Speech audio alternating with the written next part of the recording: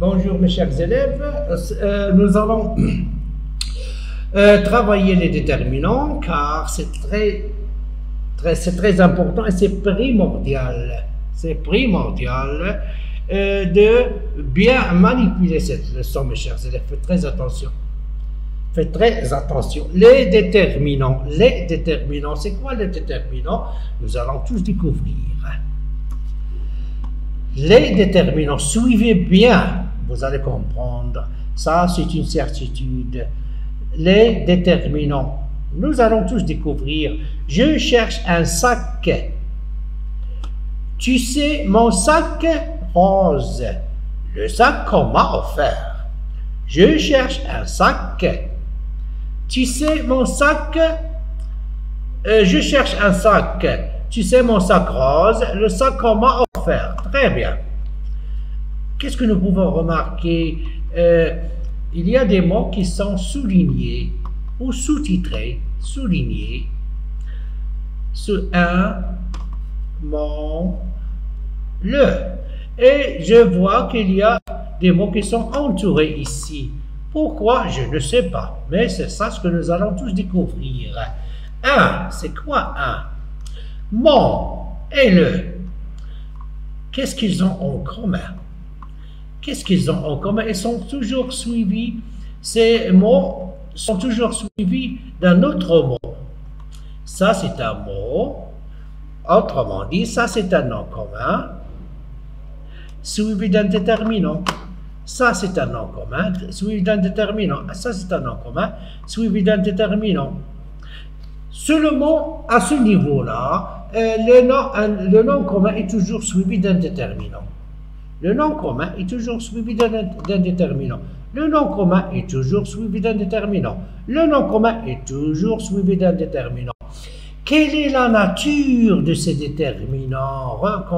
On peut remarquer seulement maintenant que chaque déterminant correspond à un nom. Chaque déterminant correspond à un nom. Chaque déterminant correspond à un nom. Un, mon, le sont des déterminants car ils déterminent le nom sac. Ils l'accompagnent pour le déterminer. Ils l'accompagnent pour le déterminer. Nous allons voir. Un, c'est quoi un? Moi, je ne sais pas, mais je vais lire. Pour savoir, je vais lire. C'est quoi un? Moi, je ne sais pas. Un permet de savoir qu'il s'agit d'un sac. Oh, très bien. Un permet de savoir qu'il s'agit d'un sac. Moi, je cherche sac. Pas de sens. Moi, je cherche un sac. Ici, un permet de savoir qu'il s'agit d'un sac. Très bien. Tu sais, sac. Oh non, pas de sens. Tu sais, mon sac. Mon permet de savoir à qui appartient le sac. Faites très attention parce que, mes chers élèves, j'ai fourni beaucoup d'efforts pour vous présenter ce genre d'explication pour généraliser la compréhension générale tout simplement et pour faciliter notre leçon. Le permet de savoir de quel sac on parle. Sac qu'on m'a offert. Mais on dit le sac qu'on m'a offert. Maintenant, on a ajouté des précisions. Le sac qu'on m'a offert, très bien. La définition. Le déterminant accompagne un nom commun. Il se place devant lui. Le déterminant accompagne un nom commun. Il se place devant lui. La voiture, mon maître, ce stylo. Chaque déterminant correspond à un nom commun. Et chaque nom commun correspond à un déterminant. On peut trouver, il y a des exceptions, on peut trouver des noms sans déterminant, mais il y en a peu. Comme nous sommes des élèves du primaire, nous sommes dans la phase d'apprentissage, nous devons savoir qu'un nom est presque toujours accompagné d'un déterminant. Comme j'ai mentionné ici, à ne jamais oublier, un nom est presque toujours accompagné d'un déterminant. La voiture, la féminin. Quand je sais déjà que la voiture c'est un nom féminin, je cherche un déterminant qui est féminin. Le maître, mon maître, un maître, c'est un nom masculin singulier. Voici le déterminant mon. Ce stylo, un nom masculin singulier. Comme vous pouvez remarquer, mes chers élèves, chaque déterminant correspond à un nom commun et chaque nom commun correspond à un déterminant bien défini et c'est réciproque. Cette relation est réciproque.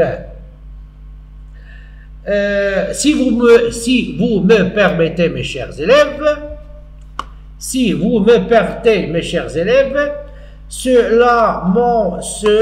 je m'excuse, mais je vais dire un petit mot en arabe, c'est comme on dit Al-Shamsiya et Al-Khamariya. La voiture, mon maître, ce stylo. Le déterminant s'accorde en genre et en nombre avec le nom commun, toujours. Ça, c'est une règle d'or. Il s'accorde, le déterminant s'accorde. Il n'est pas invariable, mais il est variable selon les noms communs qui l'accompagnent.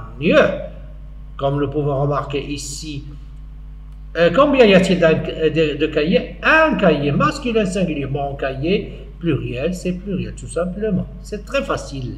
Seulement suivez-nous, mes chers élèves. Les déterminants s'accordent en genre et en nombre avec le nom commun. Parce que toujours les déterminants accompagnent le nom commun. Exemple, mon cahier, masculin singulier, mes cahiers, masculin pluriel. À ne jamais oublier, un nom est presque toujours accompagné d'un déterminant, mes chers élèves. Et les déterminants sont les articles définis, désignent des objets, des personnes, des animaux connus. Les articles définis désignent des objets, des personnes, des animaux connus. Le garçon, la fille, l'hôpital, les parents. On connaît de quoi on parle, on sait déjà de quoi on parle. Sont des objets connus. Les articles définis désignent des objets connus. Objets, personnes, animaux. Les articles indéfinis. On a dit tout à l'heure, un sac. Comment est ce sac? On ne sait pas. Un sac. Seulement, ce que nous savons, c'est un sac. Un garçon, une fille, des élèves. On ne sait pas si ce sont des élèves de l'école NSI ou les élèves de notre école. Les articles indéfinis désignent des objets, des personnes, des animaux inconnus. Un, une et des. Masculin singulier, féminin singulier, masculin, féminin pluriel. Masculin singulier, féminin singulier, pour les mots commençant par une voyelle, masculin, féminin pluriel. Pour les mots masculin ou féminin, commençant, bien évidemment, masculin et féminin singulier, commençant par une voyelle. Les masculins et féminins pluriels. Les articles partitifs, comme j'ai déjà travaillé avec vous, mes chers élèves, les articles partitifs, je bois du thé. Je bois du thé.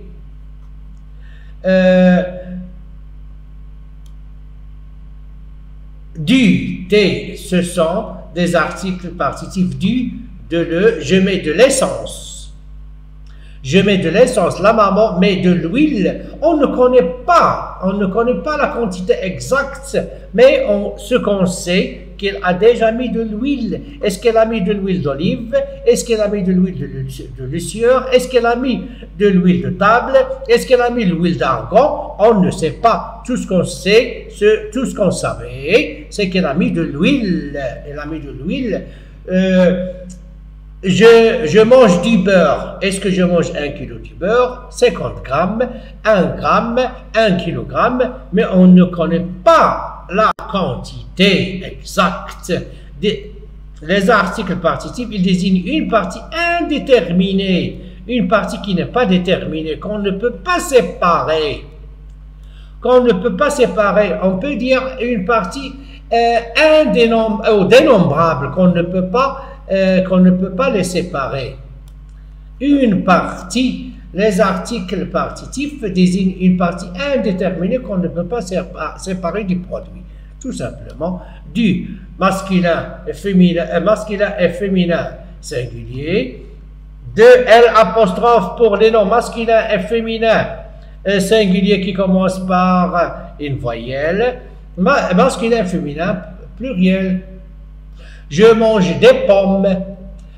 Je mange des pommes. Est-ce que les pommes sont rouges, sont mûres, sont jolies, est-ce qu'elles sont déjà prêtes à manger? On ne sait pas.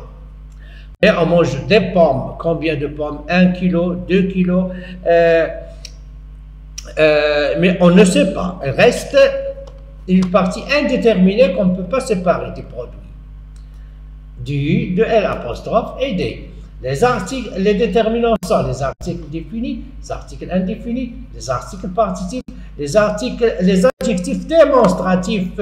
Ce garçon, cette fille, ces garçons.